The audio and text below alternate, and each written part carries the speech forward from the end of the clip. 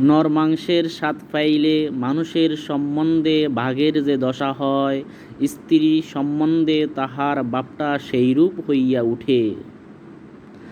যাহা দিলাম তাহা উজাড় করিয়াই দিলাম, এখন ফিরিয়া তাকাইতে গেলে দুঃখ পাইতে হইবে।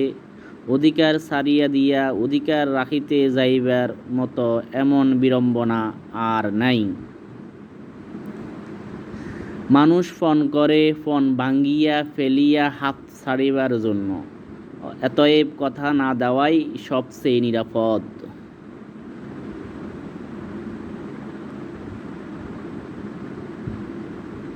সে আমার সম্পত্তি নয়, সে আমার সম্পদ।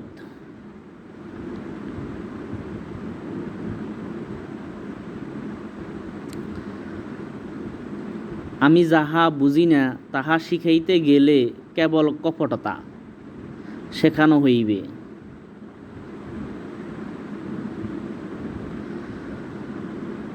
ফের যদি আসি তবে শীতকাঠির সঙ্গে করিয়াই আসিব।